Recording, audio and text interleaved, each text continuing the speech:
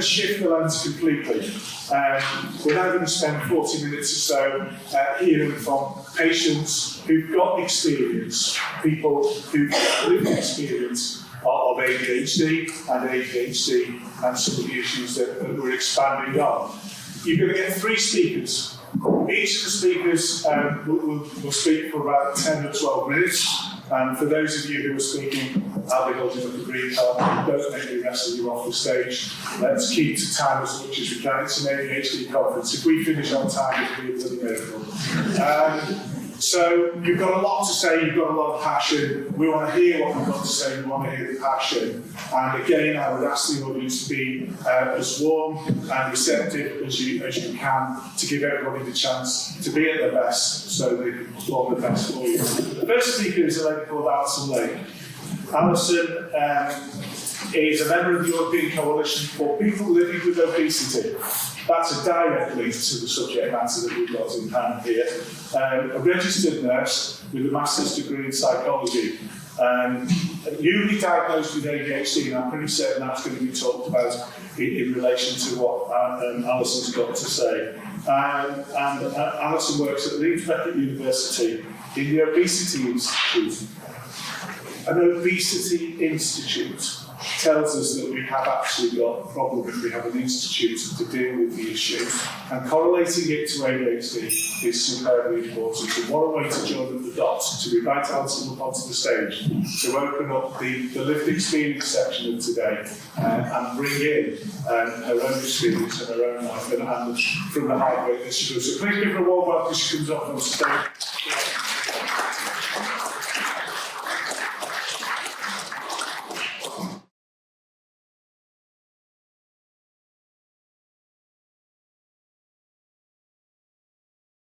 Hi, this is my first talk. I've spoken on other things, but not on this, so bear with me. And also, I'm ADHD and I wrote this on the train, even though I can't. Usually I get my girlfriend to look at everything I've written and put it in order. So this is part of my brain. So I wrote it and then I've just changed it sitting there because I was looking at the slide and I thought, God, if I had a tick box, I've got all of them. I've got diabetes, sleep apnea or something, I've got that. Depression, not anymore, but I've had depression, anxiety, chronic pain, hypertension, and then I was looking at all the drugs and I was like ticking them off. I'm on a statin, I'm on antihypertensive, I'm on diabetic tablets, so yeah, I really tick all the boxes. Not only am I from ECPO, the European Coalition of Patients Living with Obesity, I work for them. So I'm a project manager, got 4 jobs, so again, I'm leaning into the diagnosis. So I'll start, it's a bit all over the place, but bear with me. So as a child, I knew I had problems with food. My mum put me on a diet at 10. I didn't know at that point I had ADHD, but I knew I had a problem with food.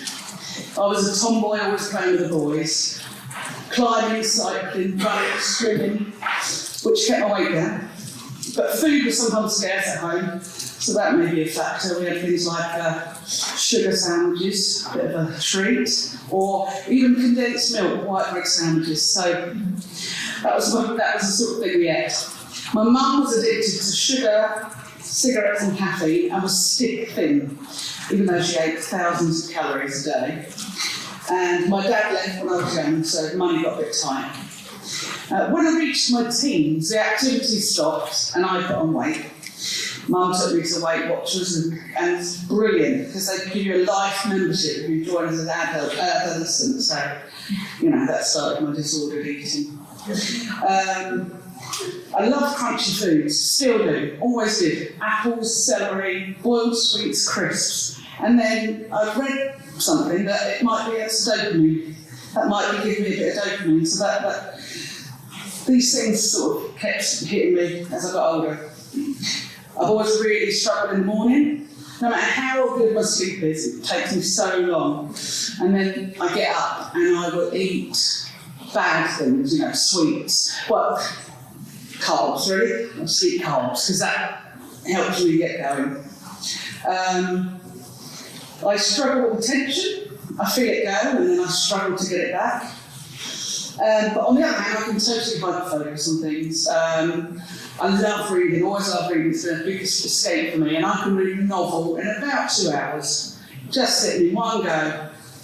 So last year I read 280 books. I made it a bit of a challenge for myself. How many books did I read? 280. So that's who I am. But I can only do this in certain conditions. If there's noise, can't do it. If there's, I've discovered AirPods, noise cancelling, changed my life because I'm nearly been arrested for punching people on trains because the noise they're eating or they're talking or sniffing. Absolutely drives me crazy. And of course, all these things are adding up to ADHD. I was blissfully unaware until I hit menopause. My daughter has ADHD, my sister, my nephew, and looking back, my mum definitely had it. She talked of being at school and being sent out for fidgeting, and her diet of caffeine, cigarettes was a sign. I can't do anything unless I have pressure to finish, which is why I wrote this on the train today. So I started menopause, and my memory got absolutely shocking. My long-term memory is phenomenal. Yesterday, as an example, I was writing something for Obesity Institute, and it was someone's name. And I thought, God, I'm sure that's my friend from nursing school, who I met in 1991. I'm sure that's her ex-husband's sister's name. So I messaged her and said, is Sean working in Leeds Beckett? She said, who's Sean? I said, Sean's sister. She went, she's been in Australia for 30 years. I said, but her name is Siobhan, and then I gave her surname. She's like, how do you remember that? You met her at my party once, didn't you? That's what I told her. So I met her at the party. Remember that party we had when we were student nurses in 1992? So that's my memory. Fantastic. But short term, it absolutely went. I thought I was going deaf. That was the other thing. People were really getting annoyed with me. My son, especially, he's got autism and would go mad that I was just not hearing him. So I went and had a little hearing test with a brilliant audiologist, and I failed. But when we were talking outside, I said to her, I don't know, I said, if I heard it, or if it was my attention, because I had a bit of trouble concentrating. And she was doing a project on ADHD and hearing and processing. So she said, let's do it again. And I went back in the booth, put the headphones on, and she did it again, but she kept repeating it. And I absolutely passed around, but it's nothing wrong here at all. It's just for processing. So I usually miss the first bit of the conversation, and then I'm listening out, and then I miss the second bit. It drives me absolutely mad. Now I know it, and I'm, trying to deal with it. So I went to the GP and started HRT, which helped with some of the symptoms, but not all. The GP had a chat with me, and she said, do you have any hobbies? I said, well, yeah. I said, I read, I cook, bake, crochet, woodwork, paper cutting, painting, sketching, drawing. So just recently taken up gardening. I've got a dog, just got a dog, so I'm doing dog training, and she stopped me there. She said, do you do all of them? I said, oh, no. I said, I've got a room, and it's full. So I've got a drawer with all the painting stuff. So I've got all the painting stuff. I said, and I did half a picture. I said, but some of them I do. Woodwork, I do that. I've got a big shed full of equipment, but not all of them. And I dip in and out. So cooking, I learned when I was young. But I can't just learn. I became an amazing cook.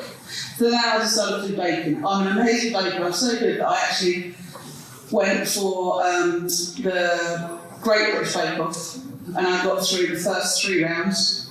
So I telephone interviewed, then an interview, then I took some goods and then was interviewed, and then spoke to the researcher, and I got through. But unfortunately, my dad became very poorly, and I was a carer, so I had to stop. But that's the sort of degree I go and then I stop. I've done that.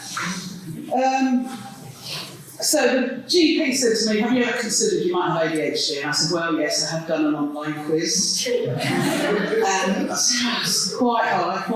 I've done a few, I said, no. So they put me on the waiting list, and I think it took me 18 months. And then, not long ago, a few months ago, I went and did all the tests and aced it. Got ADHD, but I haven't started medication yet, because the other thing is, it's a sort of superpower, you know, I could do loads of stuff. So I've been thinking, but now, I've now thrown myself into this research, done a lot of reading, now I'm going to go back and get it, because it's linked to my weight. So my diet is either fantastic or horrific. My son, I will buy all his food, and he's autistic, so he has a very, very restricted diet. But he'll have everything, absolutely everything in the fridge. My dog's got all the stuff. I'll go to the fridge to get something, I've got nothing, not one piece of food for myself. So then I eat rubbish. I eat some of his rubbish. The other thing is I go to the bread bin, that's my thing. I need a bread bin that's got a window on it, because I forget I've got everything in there. Once it goes in there, sign of ADHD, completely blind, don't know I've got anything in there, open it, it's all gone mouldy. So that's annoying. So there's things I do. But the other thing I do is I go the other way, totally organised. I have meal plans, I batch cook, my fridge. I've just turned the fridge around, I read something, and now I have all my condiments and everything in the bottom, and then I have all the salad and all the vegetables out on the shelves, because if I don't see it, I don't eat it. So that's worked a lot. And the other thing is I've always had that I love certain combination of food. So I had breakfast, it's so healthy, Greek yogurt, stewed apples, granola, chia seeds. And I had that every day for 18 months. And then I ate it one day and I hated it. And that's what happens, that's another thing. So yeah, I didn't realise these were the things. The other thing is I can be hyper-focused on something and then realise I haven't eaten or drunk for 6 hours, haven't gone to the loo, then I go and just eat and then, shove everything into my face that I can because I'm so hungry, I'm so thirsty. But it's not all bad, I mean, I'm actually now on a GLP-1, I've lost 4 stone, that's really helping me. And I am thinking about this, now I've put all these together, I'm thinking, well, maybe ADHD medication might, well, it will help, I'm sure. But you see, that's the other thing, like I say, the great thing about having ADHD, which I didn't know, was I've got 4 jobs. So I work for ECPO, I work for another charity, I work for Leeds Beckett, and then another obesity charity. And I have the screen, and as soon as my attention goes from that job, bang, I do another job. And that's, I can split that. I'm so fast at working. As I said, my memory's amazing. I've just decided to be a quizzer. So I started going to pub quizzes. And very soon, of course, I joined a professional quiz league. And I now quiz with people from like the chasers at the airheads, because that's what I know. But I think, these are my superpowers. But obviously, all the flip side is all the things I see. So this is my first talk with them, so bear with me. But that's it really. So yeah, I added on about my health problems. My diabetes is in remission now because of the GLP-1. I've been on depression medicine for 12 years, all stable. So everything's really quite good, but I really, would like now to get it under control. So that's my next thing, is to go back and to be on medication. So ECPO, what we do is we provide patients like myself for talks like that, so that's also part of my job. Now I'm blubbering, I'm done. Thank you so much.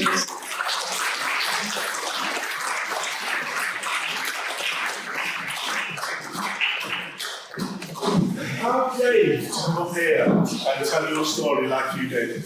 Absolutely fantastic. It's another round of applause, Martin.